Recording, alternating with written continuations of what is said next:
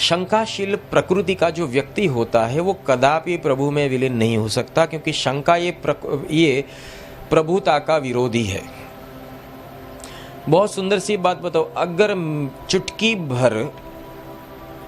चुटकी भर राख भी अगर हाथ में दी जाए और श्रद्धा हो तो वो राख अमृत से भी बढ़कर कार्य करती, अगर श्रद्धा हो तो।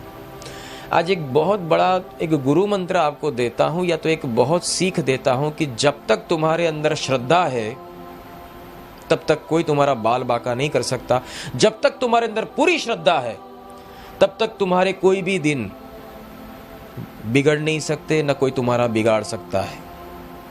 जब श्रद्धा टूटती है पानी अंदर आ जाता है।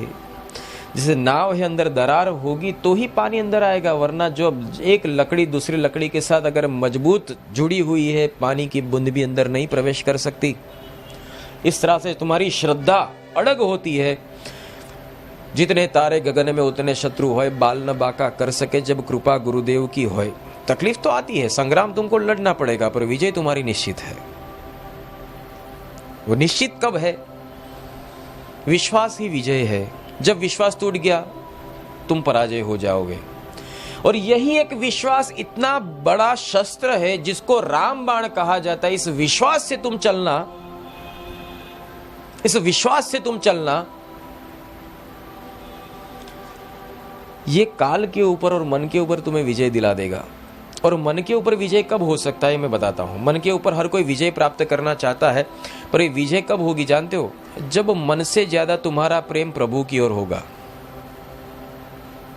मन से ज्यादा तुम्हारा प्रेम प्रभु की ओर होगा। जब मन के प्रति तुम्हारा तराजू झुका हुआ है तो फिर कहां से तुम्हारा प्रेम कहा जाएगा? तो कहां पल्ला भारी है, मन का या आत्मा का, ये देखना पड़े। मन का या आत्मा का, ये देखना पड़े। अगर ये समझ में आ गया तुम्हारा काम हो गया।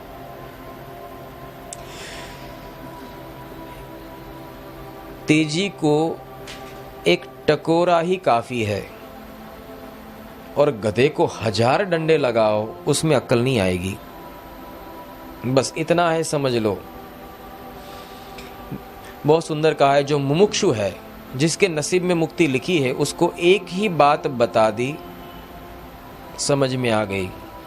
जैसे भगवान बुद्ध की बात की जाए, महावीर की बात की जाए, जब उन्होंने अपनी नगरी के अंदर किसी मृत व्यक्ति को देखा, किसी वृद्ध को देखा, काफी दृष्टांत थे, तो ऐसी अलग अलग अवस्थाओं से सिर्फ देखने मात्र से ही उनको तर्क बैठ गया कि ये जगत जीने लायक नहीं है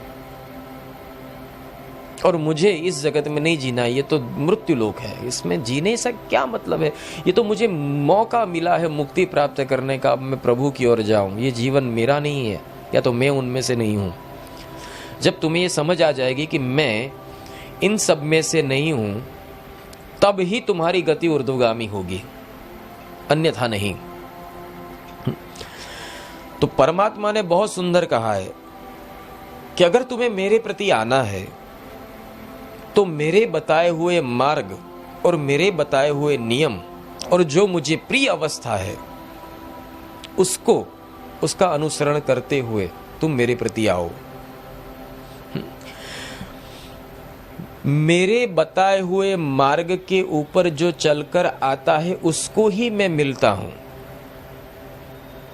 तुम्हारे बनाए हुए मार्ग से मैं नहीं आऊंगा, मेरे बनाए हुए मार्ग से तुझे मेरे ओर आना पड़ेगा।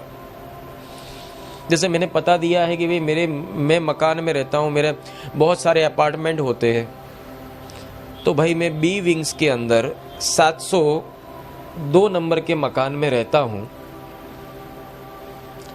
अब आप कहते हो नहीं, आपका एड्रेस क्या है? मैंने कहा भाई कल्याण कुंज। बोले मैं कल्याण कुंज में नहीं जाऊंगा, मैं तो आफिसा महल में जाऊंगा और वहां की 8वीं मंजिल पे जाऊंगा, आप मुझे मिलो।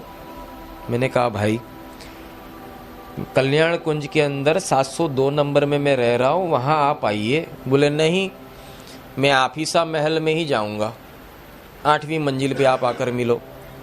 बस यहां प्रॉब्लम आती है। मैंने बोला भाई क्यों वहां? बोले मुझे वो थोड़ा कन्वीनियंट लगता है,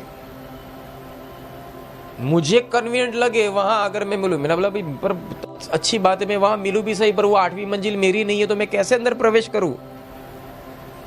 वो 8वीं मंजिल ना मेरी है ना आफीसा महल मेरा है, मैं कैसे अंदर प्रवेश करूं? बोले मैं नहीं जानता। ऐसे कहा जाता है कि जब तुम निर्विचार होगे या निर्मल